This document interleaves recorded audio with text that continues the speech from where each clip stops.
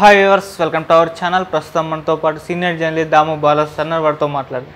నమస్కారం సార్. నమస్తే సార్, ఆ మధ్య సాక్షి, 10 టీవీ, TV9 ఇటువంటి కొన్ని ఛానల్స్ బ్యాన్ అని చెప్పేసి వార్తలు రావడం మనం చూసాం కదా. అయితే వీటిపైన బ్యాన్ని ఉద్దేశించి రాయ్ అనే ఒక సంస్థ ఇప్పుడు చంద్రబాబు గారి ప్రభుత్వం పైన సీరియస్ అయిందని చెప్తున్నారు సార్. మరి నిజంగా బ్యాన్ అయ్యాయా? ఇప్పుడు ఎందుకు సీరియస్ అయింది? దీనిపైన మీ ఒపీనియన్ సార్. నిజంగా అయితే బ్యాన్ అయ్యాయి. 7వ తేదీ వాళ్ళు 6వ తేదీ స్టార్ట్ చేశారు. అంటే నేను ముందు నుంచి చెప్తున్నా కదా, వీళ్ళు ఎప్పుడెప్పుడు ఆవరావరమని ఉన్నారు కోపంగా. ఈ 5 ఏళ్ళుగా అనేక బాధలు పడ్డారు జగన్ దగ్గర. అందుకని వీళ్ళు రివెంజ్తో రగిలిపోతున్నారు. అందుకని ప్రమాణ స్వీకారం వరకు కూడా ఆగకుండా అన్ని వైపుల నుంచి స్టార్ట్ చేసేసారు. ఒక్కొక్క గ్రౌండ్లో వీళ్ళు అటాక్స్ మొదలుపెట్టారు, కేడర్ని, నాయకుల్ని. మరోవైపు లీగల్గా కూడా Vasudev Reddy beverages, Andhra Pradesh state beverages corporation limited, దాని ఎండి వాసుదేవ్ రెడ్డి ఆఫీసులో ఉన్న ఫైల్స్ అన్నిటినీ కూడా ఇమీడియట్గా వశపరుచుకున్నారు. తర్వాత వాసుదేవ్ రెడ్డి ఇంటికి వెళ్ళి 7వ తేదీ వెళ్ళారు. 5వ తేదీ అంటే రిజల్ట్స్ 4వ తేదీ వస్తే 4వ తేదీ నైట్ నుంచే స్టార్ట్ చేశారు. 5వ తేదీ నుంచి ఇంకా ఫుల్ దీంట్లోకి స్వింగ్లోకి వెళ్ళిపోయారు. సో సిఐడి రంగంలోకి దిగిపోయింది. సో ఒక పక్క మద్యం కుంభకోణం, తర్వాత ఆయన ఊరు బొత్స మీద టీచర్స్ కుంభకోణం, తర్వాత ఆడుదాం ఆంధ్ర రోజా కుంభకోణం, ఇలాగా వరుసగా కుంభకోణాలు మొదలుపెట్టారు. మరోవైపు మీడియా మీద కూడా వాళ్ళకి చాలా కోపం ఉంది ముందు నుంచి కూడా. సో గతంలో జగన్ కూడా ఇదే పని చేశాడు. మనకి ఆంధ్రజ్యోతి, TV5, ABN, ఈనాడు, వీటిని మహా టీవీ, వీటిని ఆంధ్రాలో చాలా ఏరియాల్లో రాకుండా జగన్ కూడా చూసుకున్నాడు. సో ఇప్పుడు అదే పని చంద్రబాబు ప్రభుత్వం కూడా స్టార్ట్ చేసింది. ఇది వీళ్ళు డైరెక్ట్గా చేయకుండా మామూలుగా ఏం చేస్తారంటే అన్ని చోట్ల కూడా ఈ కేబుల్ ఆపరేటర్ల ద్వారా చేస్తారు. కేబుల్ ఆపరేటర్లు ఏం చేస్తారు, ఈ ఛానల్ని రాకుండా చూసుకుంటారు. సో ఈ వీళ్ళు ఇచ్చే లిస్ట్లో ఈ ఛానల్లో ఉండవు, వాళ్ళు సెలెక్ట్ చేసుకోవాలన్నా ఉండవు అనమాట. అలాగా చూస్తారు. ఇప్పుడు కూడా అక్కడ కేబుల్ ఆపరేటర్లు జూన్ 6వ తేదీ నుంచి 4 ఛానల్స్ని, సాక్షి, TV9, NTV, 10 టీవీ, ఈ 4 ఛానల్స్ని ఆపేశారు. ఈ 4 కూడా తెలుగుదేశానికి యాంటీగా బిహేవ్ చేస్తున్నాయి. సాక్షి మనకు తెలుసు అఫిషియల్గానే అది వైసీపీ ఛానల్. ఇక NTV, TV9 బిగినింగ్లో కొంత బ్యాలెన్స్గా ఉన్నాయి, కానీ మెల్లమెల్లగా అవి కూడా వైసీపీ వైపు వెళ్ళిపోయినాయి. దాంతో వాళ్ళు కూడా బ్యాన్ చేసేసారు వాటిని. తెలుగుదేశం పార్టీ ఇంతకుముందే బ్యాన్ చేసింది, వీళ్ళకి ఏది ఇవ్వకపోవడం, న్యూస్లు ఇవ్వకపోవడం. ఇంకా వీళ్ళు కూడా అనివార్యంగా ఇటు వచ్చేసారు కంప్లీట్గా. సో ఇప్పుడు ఈ 4 ఛానల్స్ని అక్కడ రానివ్వలేదు 6వ తేదీ నుంచి. దీనికి సంబంధించి విమర్శలు వచ్చాయి, కానీ పెద్ద ఎత్తున ఎక్కడ వీళ్ళు TV9 కానీ NTV కానీ పెద్ద ఎత్తున ఏం చేయట్లేదు. వీళ్ళు దాని మీద ఉద్యమాలు కానీ ఏం చేయట్లేదు. అయితే రాజ్యసభ సభ్యుడు, వైసీపీ రాజ్యసభ సభ్యుడు, సుప్రీంకోర్టు అడ్వకేటు నిరంజన్ రెడ్డి, ఆయన గురించి మనం ఇంతకుముందు కూడా చెప్పుకున్నాం. ఈ వైసీపీ వాళ్ళకి సంబంధించిన కేసుల్లో ఎక్కువగా ఆయనే అపీర్ అవుతుంటారు. సో ఆయన ఇప్పుడు ట్రాయ్కి కంప్లైంట్ చేశారు. ట్రాయ్ అంటే telecom regulatory authority of India అంటారు. ఇది టెలికమ్యూనికేషన్ సంబంధించి మన ఫోన్లో వ్యవస్థ కానీ వీటన్నిటికి సంబంధించి రెగ్యులేటరీ బాడీ అది. ఈ రెగ్యులేటరీ బాడీకి ఈయన కంప్లైంట్ చేశాడు. అయితే కంప్లైంట్ని తనొక్కడే చేయకుండా కమిటీ టు ప్రొటెక్ట్ జర్నలిస్టులు అనే ఒక ఇంటర్నేషనల్ సంస్థ ఉంది. Committee to protect journalist, CPJ అంటారు.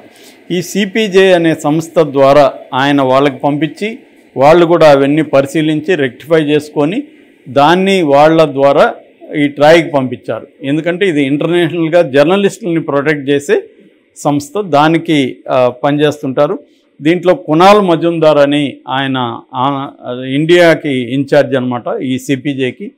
ఆయన దగ్గరికి ఈ లెటర్ ముందుగా వెళ్ళింది. ఆయన సమీక్షించి దీని మీద ఈ లెటర్లో ఉన్నది ఫ్యాక్టా కాదని ఆయన ఇండిపెండెంట్గా ఎంక్వైరీ చేయించి ఫ్యాక్ట్ అని ఆయన కూడా నిర్ధారించుకొని ఇది ఫ్రీడమ్ ఆఫ్ ద ప్రెస్కి విఘాతం కలిగిస్తుంది, ప్రజలకు స్వేచ్ఛ ఉండాలి, తమకు నచ్చిన ఛానల్, నచ్చిన మీడియం చూసే హక్కు వాళ్ళకు ఉండాలి, దీన్ని ఆపడం కరెక్ట్ కాదు, ఇది ప్రజా స్వేచ్ఛను, తర్వాత ఫ్రీడమ్ ఆఫ్ ద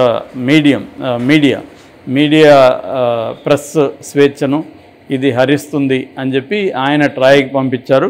ఇప్పుడు ట్రాయ్ దీన్ని పరిశీలిస్తుంది. ట్రాయ్ దీని మీద ఇప్పుడు ఎందుకంటే వాళ్ళు నిబంధనలకు విరుద్ధంగా ఈ వీళ్ళు చేస్తున్నారు, ఈ టెలికాం ఆపరేటర్లు.